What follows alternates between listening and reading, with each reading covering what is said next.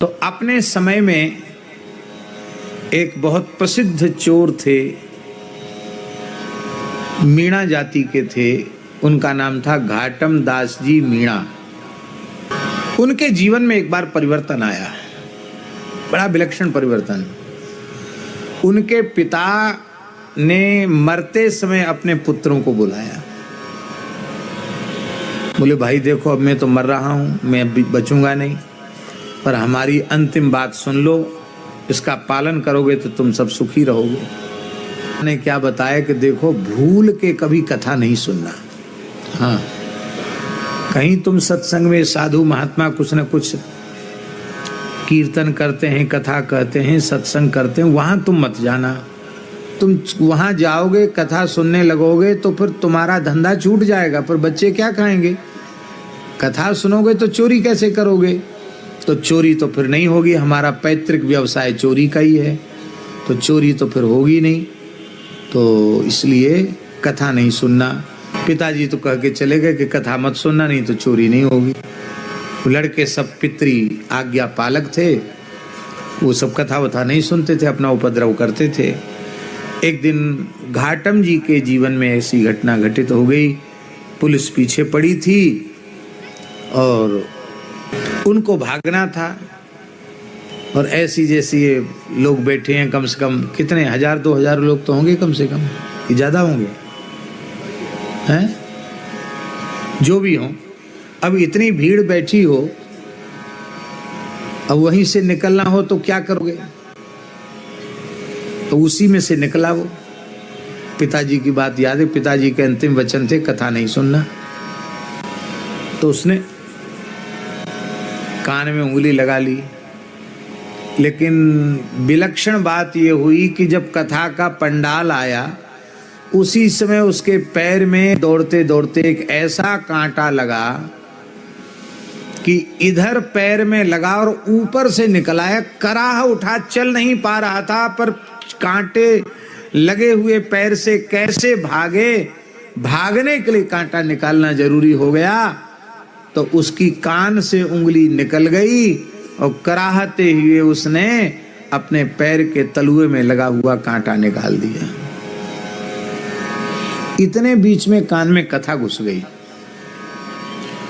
उस कथा में व्यास जी कह रहे थे कि देवताओं के लक्षण मनुष्यों से सर्वथा भिन्न होते हैं। देवता जो हैं वो उनकी छाया नहीं पड़ती है, उनके शरीर की छाया नहीं होती है। देवताओं के पैर पृथ्वी का स्पर्श नहीं करते हैं। देवताओं के शरीर पर पड़ी हुई माला कुमलाती नहीं है। उनको पसीना नहीं आता है, उनके पलक नहीं झपकते हैं। इतनी बात उसकी कान में पड़ गई, देवता के लक्षण, और वो भाग गया। पुलिस की गिरफ्त में नहीं आया। अब राजा बड़ा परेशान कि ये जो इसको पकड़ना बड़ा मुश्किल हो रहा है, भाई चोरों को क्या करें?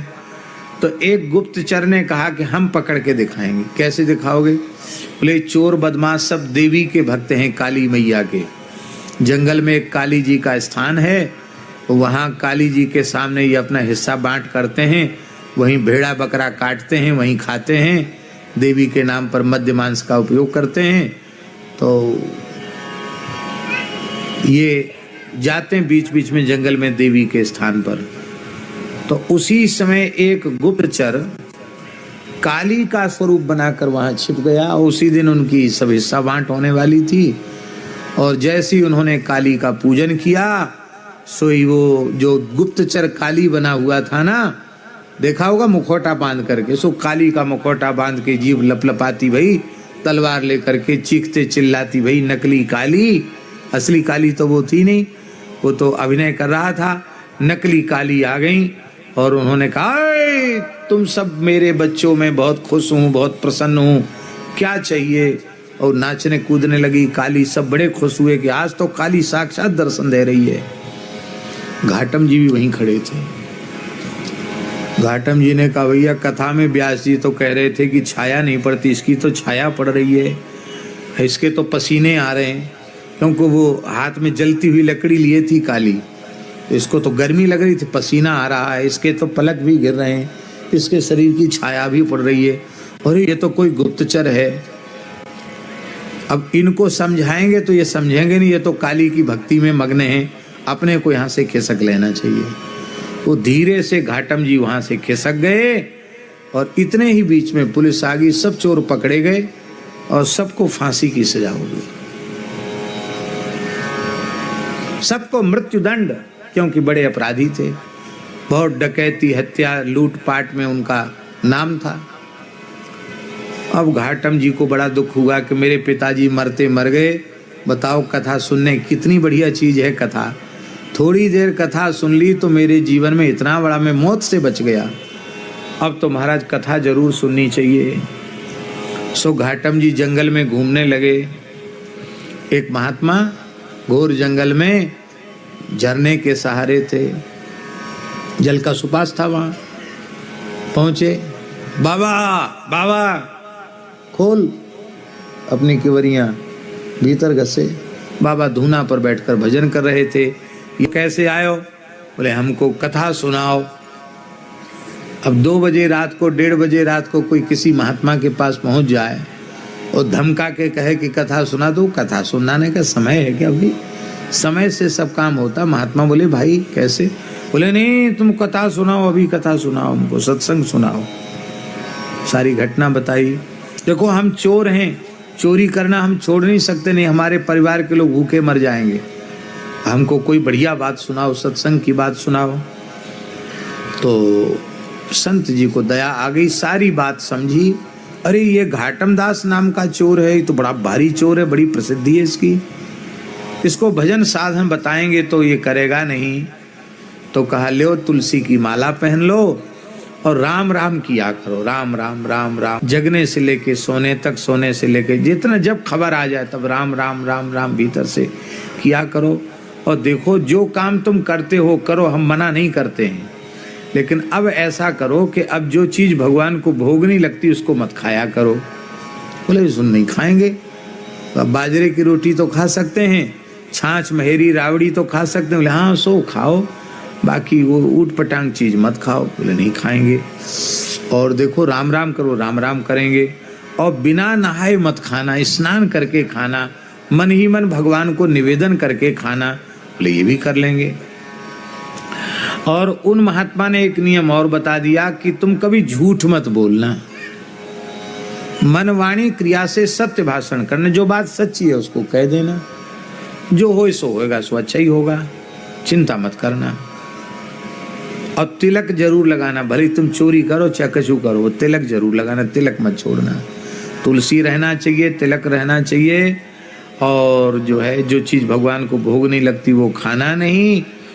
और कहीं चाहे जितनी विपत्ति हो तुम्हारे ऊपर, पर कहीं कथा हो रही हो तो थोड़ी देर बैठकर वहां सुनना जरूर। हमारा सो तो हम सुनेंगे, चाहे मर जाएं भले, क्यों कथा नहीं हमारे प्राण बचाएं, फिर सुनेंगे। एक और नियम दिया कि कहीं मंदिर में आरती हो रही हो, घड़ी घंट की आवाज सुनाई पड़े, तो फिर चाहे जितनी व्यस्तता हो थोड़ी देर आरती का दर्शन जरूर करना।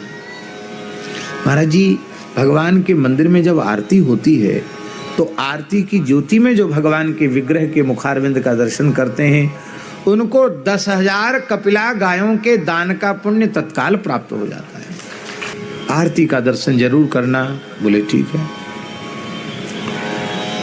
अब चोरी भी करते और ये सब गुरु महाराज ने जो आज्ञा दी थी उसका भी पालन करते घाटम दास जी।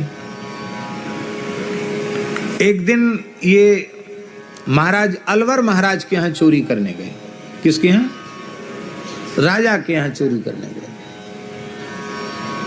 और कैसे गए चोरी करने? विचित्र बात, सेनापति का वेश बना के गए। ओ बिल्कुल सेनापति की पोशाक, सेनापति के जैसे चलना।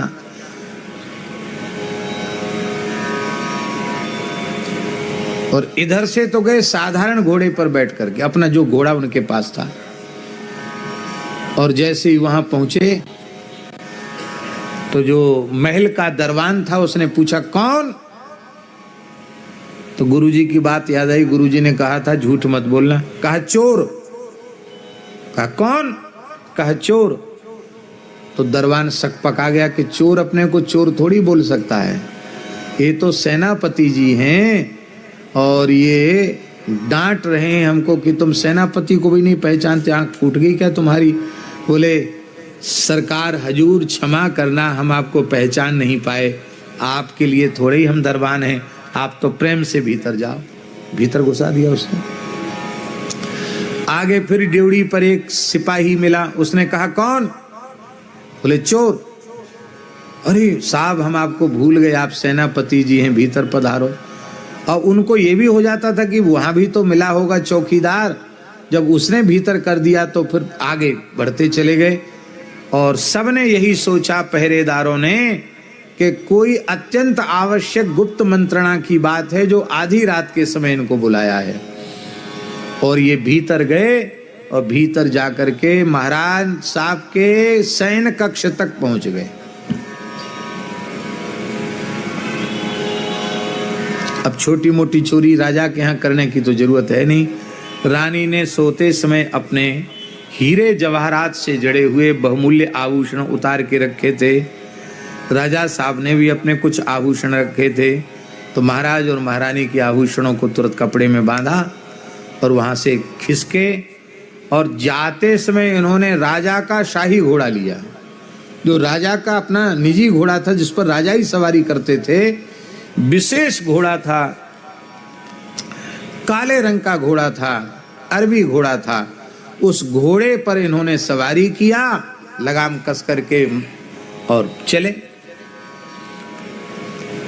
तो जब आते समय लोगों से इन्होंने चोर कहा, तो जाते समय तो किसी ने उनको टोका ही नहीं, अपने आराम से चले गए। अब इधर राजा जब उठे तो उन्होंने देखा कि अरे तो हम आभूषण, इतने पहरे में जब हमारे कक्ष से चोरी हो गई, इसका मतलब जब राजा की चोरी हो गई तो प्रजा भी असुरक्षित है। ये इतनी बड़ी चोरी तो घाटम दास ही कर सकता भैया। तुरंत पुलिस दौड़ने लगी, पकड़ो पकड़ो पकड़ो पकड़ो पकड़ो घाटम दास। चौकीदारों को बुलाया गया, क्यों भाई क्या बात है?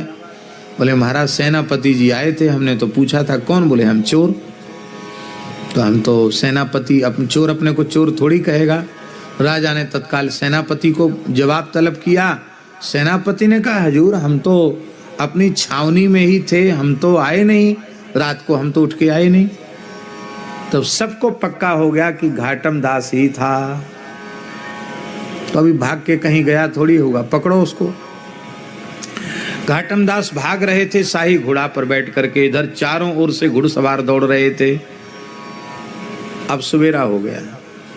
एक संत का स्थान था जंगल में, वहां ठाकुर जी की मंगला आरती का समय हो गया। जैसे ही शंख बजा, घड़ी घंट बजे, तो तुरंत उन्होंने घोड़ा बांध दिया। गुरु जी की फिर बात याद आ गई कि आरती छोड़ के नहीं जाना। घाटम दास जी आरती में खड़े हो गए। पीछे से पुलिस आ गई, घाटम दास को पकड़ लिया।